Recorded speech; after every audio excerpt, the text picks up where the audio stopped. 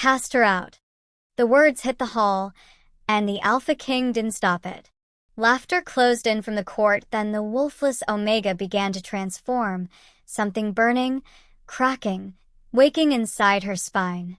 Then the floor began to glow, and every wolf in the court felt fear for the first time. What had they just unleashed? Before we begin, take a second to tell us where you're watching from the comments. This story is traveling farther than you think. And when it ends, come back and rate it from 0 to 10. Let's see how it made you feel. Now, let's begin. Dawn crept through the narrow windows of Darkmoon, keep like an unwelcome guest, casting pale light across stone corridors that had witnessed centuries of power.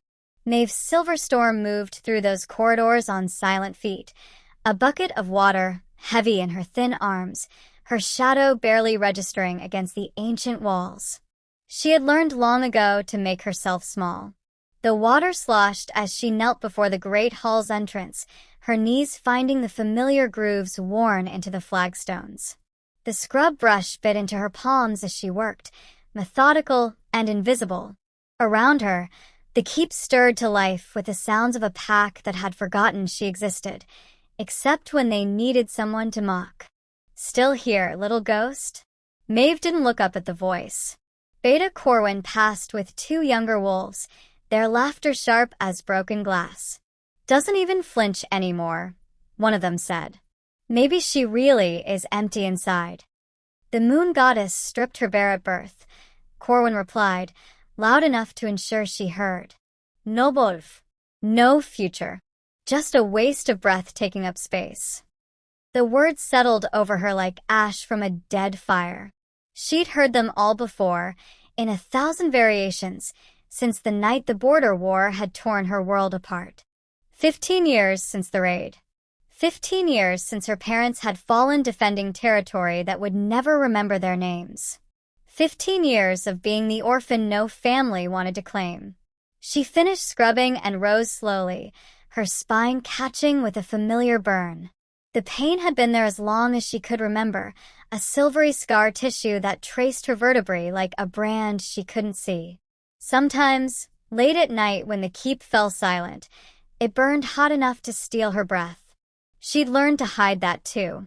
By midday, she'd hauled linens, stoked fires in chambers where nobles slept late, and endured 3 more whispered conversations that stopped the moment she drew near.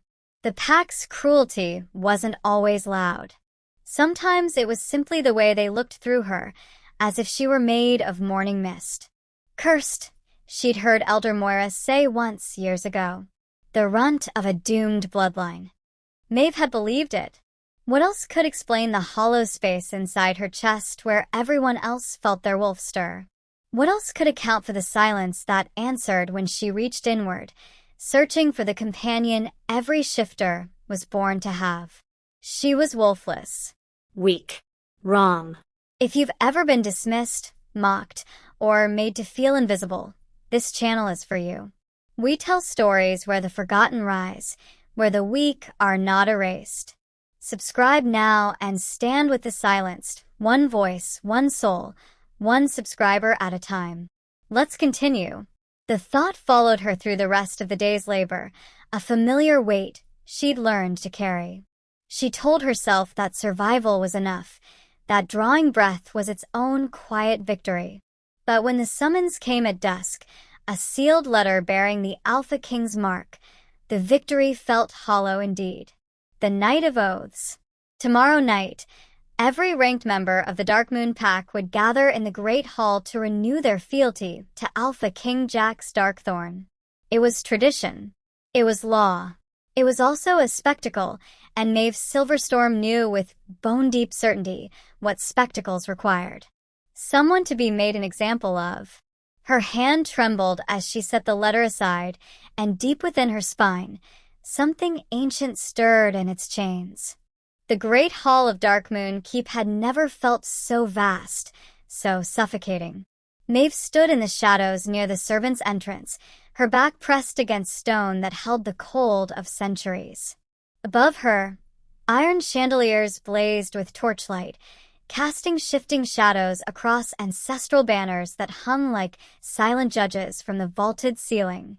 The dark moon crest, a howling wolf beneath a crescent moon, repeated endlessly in carved reliefs along the walls, each one seeming to watch the gathering below with ancient, knowing eyes. The hall was filled to capacity. Nobles in their finest leathers occupied the front rows, their wolves restless beneath their skin, radiating dominance that made the air thick and electric. Behind them, ranked warriors stood at attention, and along the perimeter, the elders of the pack, gray-haired and grim-faced, observed everything with the cold calculation of those who'd survived countless power shifts. At the far end of the hall, elevated on a dais of black stone, sat the Alpha King. Jack's dark thorn commanded attention without movement. He was broad-shouldered and battle-scarred, his dark hair pulled back to reveal a face that could have been carved from the same unforgiving stone as his throne. His eyes, amber, sharp, utterly controlled, swept across the assembly with a kind of authority that didn't need to be spoken. When he was present, even the most dominant alphas remembered what true power looked like. Maeve had seen him before, of course. From a distance. In passing. Always careful never to meet his gaze. The ceremony had begun an hour ago with the traditional recitations, oaths of loyalty spoken by each ranked family, words worn smooth by repetition, yet no less binding. The wolves in the room stirred with each oath, responding to something primal in the ritual, though Maeve noticed their restlessness seemed sharper tonight. Uneasy. She told herself it was nothing, that the burning in her spine was just exhaustion. The moon goddess watches over our pack, Elder Moira intoned from beside the throne, her voice carrying through the hall. As she has since the first howl echoed through the world. We gather in her light to remember what we are. Moon symbols surrounded them, carved into pillars, woven into banners, inlaid in silver along the floor. The irony wasn't lost on Maeve. The moon goddess, they said, had abandoned her before she'd taken her first breath. The Omega. The voice cut through the hall like a blade through silk. Maeve's blood went cold. Lord Aldrich Thornblood stood from his seat among the high nobles, his lip curled in the same sneer he'd worn every time he'd passed her in the corridors. His family controlled the northern territories, wealthy and ruthless, and he'd made it clear that he considered Maeve's presence in the keep an insult to pack dignity. "Forgive me, Alpha King," Aldrich continued, his tone dripping false courtesy. "But as we speak oaths of loyalty and strength, I must address a matter that weakens us all." Jack's Darkthorn's expression didn't change, but Maeve saw his fingers tighten almost imperceptibly on the arm of his throne.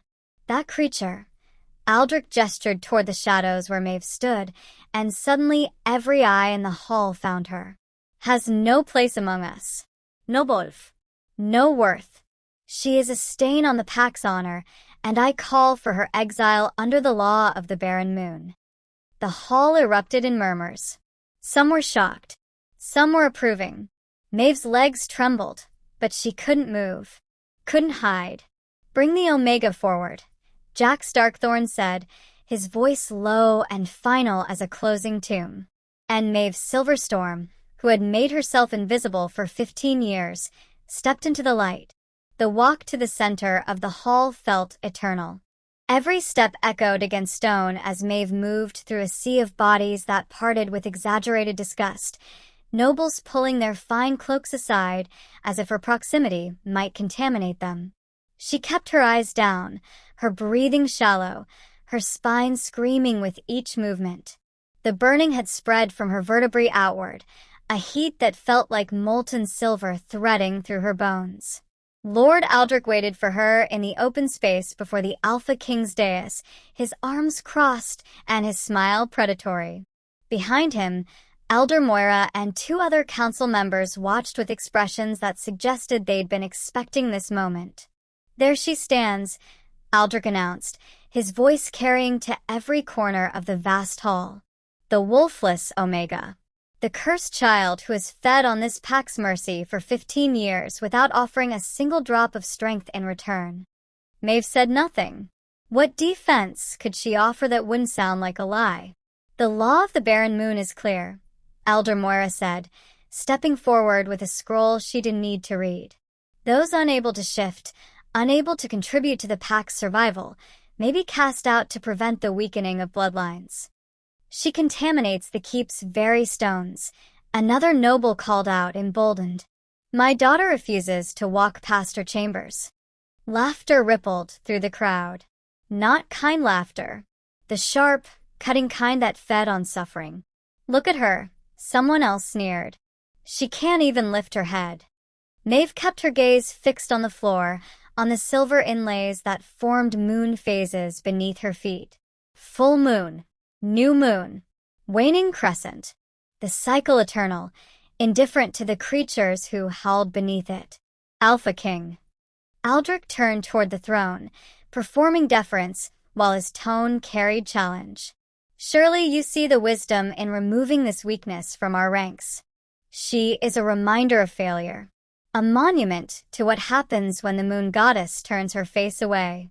The hall fell silent, waiting. Maeve felt every eye on her, but the gaze she felt most acutely came from the dais. She risked a glance upward and found Jack Starkthorn watching her with an expression she couldn't read. His jaw was tight, his knuckles white where his hands gripped the throne's arms, but he said nothing. The silence felt like abandonment, like betrayal. He was bound, she realized distantly. Bound by ancient law and the political web of noble families who demanded this moment. If he defended her without cause, he'd appear weak. And an Alpha King couldn't afford weakness. So he said nothing, and the hall took his silence as permission. Moments like this are why this channel exists. To expose cruelty. To remember the forgotten. If you believe no one deserves to be humiliated for being different, subscribe and help us build a world where the weak are never laughed at again. Let's continue. Cast her out.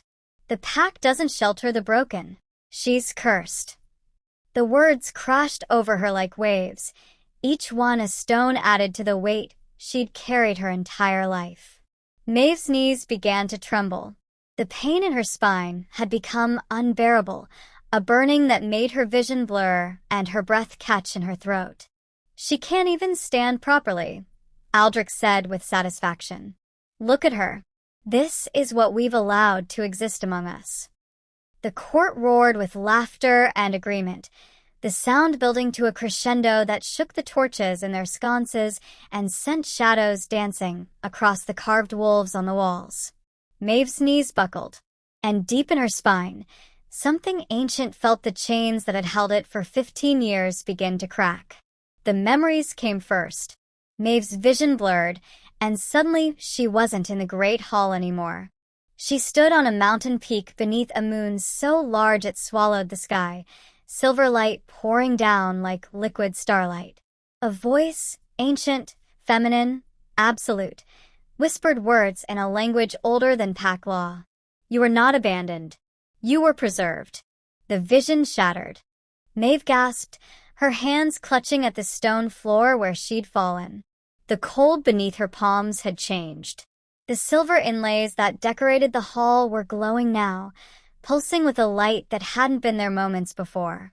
Moonlight streamed through the high windows with impossible intensity, bathing the hall in blue-white radiance that made every shadow knife-sharp.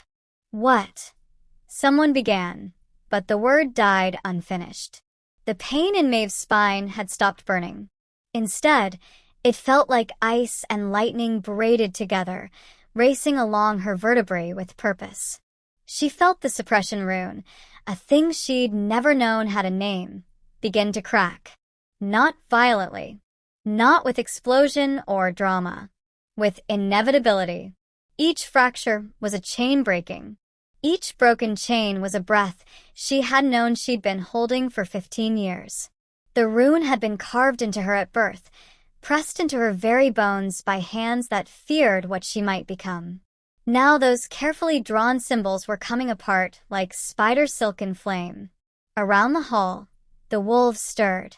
It started with the warriors, their heads snapping up as if they'd heard a sound beyond human hearing. Then the nobles, their expressions shifting from mockery to confusion to something that looked dangerously close to fear. Even the elders, ancient and supposedly wise, took involuntary steps backward. "Impossible," Elder Moira whispered, her face draining of color. "The binding, it should have held." "What binding?" Jack Starkthorn's voice cut through the rising tension, sharp as a blade.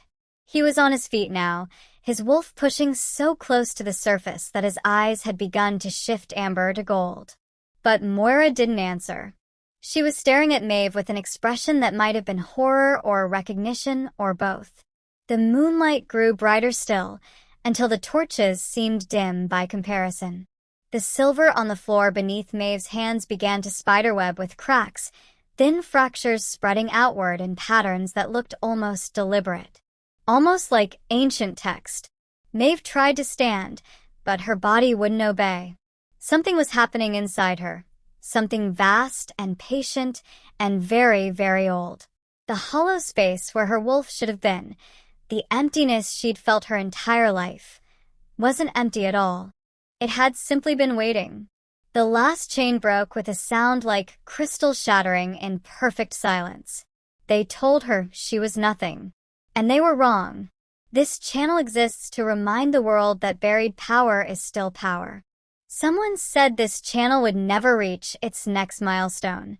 Subscribe now and help prove them wrong. Let truth rise. Let's continue. And the hall, which moments before had roared with laughter and contempt, fell utterly still. The air itself seemed to thicken, to press down on every person in the chamber with weight that had nothing to do with physical force. Dominance radiated outward from where Maeve knelt, but it wasn't the dominance of an alpha asserting territory.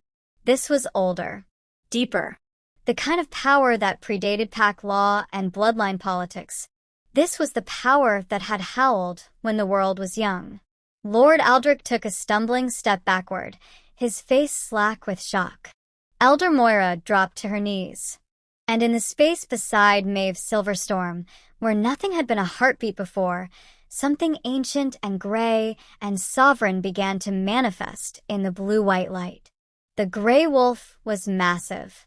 Not in the way of battle-hardened alphas or territorial giants. This was something else entirely. The creature that materialized beside Maeve stood nearly as tall as a man at the shoulder, its fur the color of storm clouds and moonlight woven together. Silver traced through its coat in patterns that looked less like markings and more like ancient script, glowing faintly with the same light that filled the hall. Its eyes were the gray of winter dawn, clear, ancient, and utterly knowing. The wolf didn't snarl, didn't bare its teeth, didn't need to. The torches along the walls guttered as if struck by wind, though the air remained perfectly still. The stone floor fractured outward from where Maeve knelt, cracks spreading in concentric circles that followed no natural pattern. The ancestral carvings on the walls seemed to shift in the flickering light, the stone wolves turning their heads toward the living presence that had entered their domain. And then the wolves inside every person in that hall recognized what stood before them. The warriors collapsed first. Trained soldiers who'd faced death without flinching dropped to their knees as if their legs had been cut from beneath them. Their wolves had seized control, forcing submission before their human minds could even process what they were seeing. The nobles followed. Lord Aldrich, who moments before had stood tall and sneering, fell so hard his jaw cracked against the stone. He didn't even try to rise. Around him, the high families of Darkmoon, proud bloodlines that had ruled territories for generations, pressed their foreheads to the floor in postures of absolute surrender. Elder Moira was already down, her aged body shaking with something that might have been terror or recognition or religious fervor. The other council members joined her, their wolves howling inside them with a sound that never reached the air but vibrated through every soul present. The guards at the doorways knelt. The servants in the shadows knelt. Even the youngest wolves, barely old enough to shift, felt their legs buckle beneath an instinct older than pack law or territory or bloodline. No command had been given. No damen encecertid. The gray wolf simply existed, and existence was enough. It stood at Maeve's side, its massive head level with hers where she knelt. One enormous paw rested on the cracked stone, patient and protective. The power that radiated from it wasn't aggressive or violent, it was fundamental. The way gravity pulled things down, the way the moon pulled the tides, this presence pulled at something primal in every shifter's soul. This was the first wolf, the prime howl, the template from which all others had been shaped when the moon goddess breathed life into the wild places of the world. Maeve felt it now, not as a separate entity, but as part of herself. The hollow space that had defined her entire existence was filled with silver light and ancient knowing. Her wolf hadn't been absent. It had been bound, sealed away by those who feared what it represented. What she represented. Through her shock and wonder, Maeve became aware of a single figure still standing. At the far end of the hall, on the black stone dais, Alpha King Jax Darkthorn remained on his feet. His body was rigid, every muscle locked in resistance against the instinct screaming at him to kneel. His eyes, now fully gold, his wolf surging forward, were fixed on the gray wolf with an expression caught between awe and absolute focus. He was the strongest alpha in generations. But even he was trembling. The gray wolf's gaze shifted, ancient eyes meeting amber gold across the vast expanse of kneeling bodies. And Jax Darkthorn's knees began to bend. Jax Darkthorn's wolf was tearing him apart from the inside. Every alpha instinct he possessed screamed resistance. He was the king, the apex predator, the one who commanded submission, not the one who gave it. His muscles locked against the inevitable, tendons straining as he fought a battle that had been lost the moment those ancient gray eyes had met him. But his wolf knew better. His wolf recognized what his human mind struggled to accept. This wasn't dominance. This wasn't a challenge for territory or rank.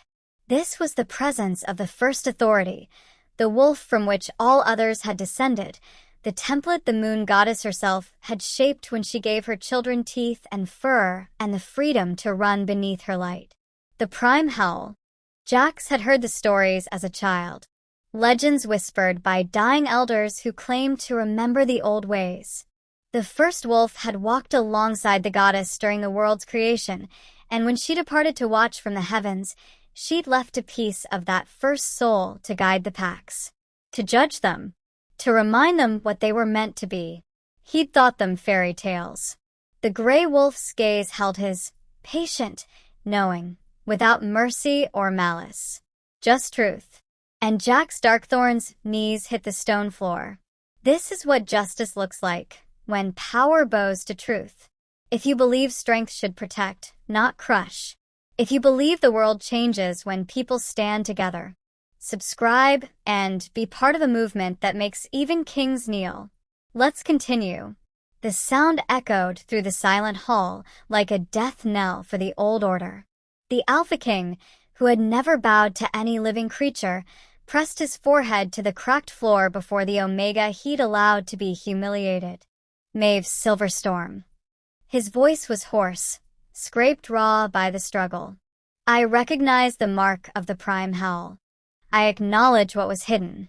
I swear fealty, not as king to subject, but as all wolves must to the moon's first chosen. The words reshaped reality. Political alliances that had stood for generations became meaningless. Noble bloodlines that had claimed superiority for centuries discovered they knelt before the one they'd called worthless. The pack's entire hierarchy inverted in the space between one heartbeat and the next. Maeve stared at the bowed heads surrounding her, at the Alpha King prostrate before her, at the gray wolf standing patient at her side. She opened her mouth, but no words came. The truth was too vast, too ancient, too impossible. She had never been empty. She had been waiting. Maeve rose to her feet, and the hall held its breath. 15 years, she said, her voice quiet, but carrying with a clarity that made even the distant corners feel intimate. 15 years, I believe myself cursed, broken, abandoned by the moon goddess herself.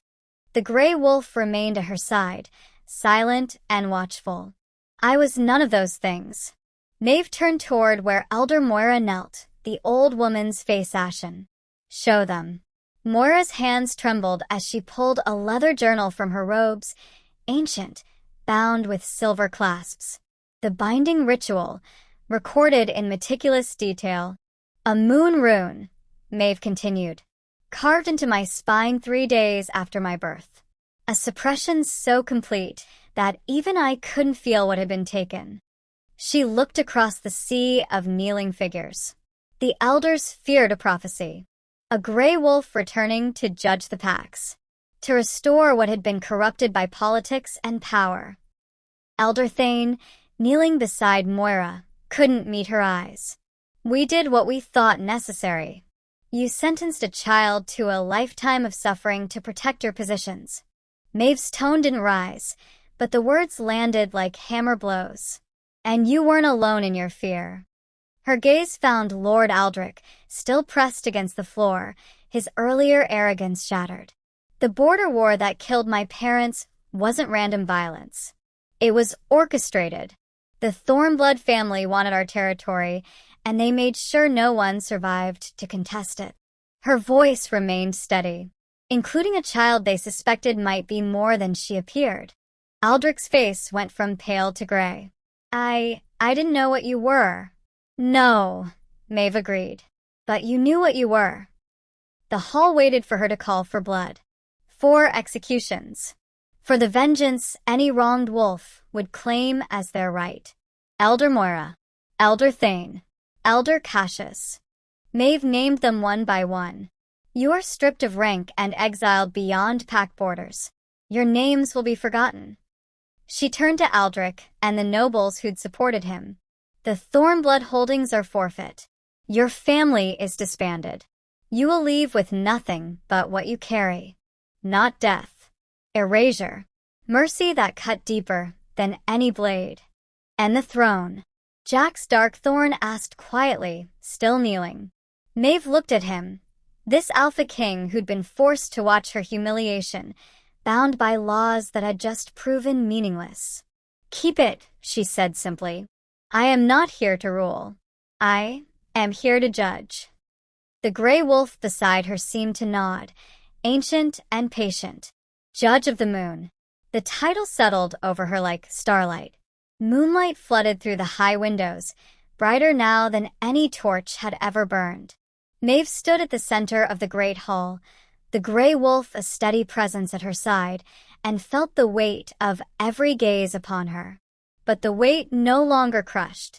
It grounded her, reminded her that she had survived 15 years of cruelty precisely, so she could stand in this moment and reshape what came next.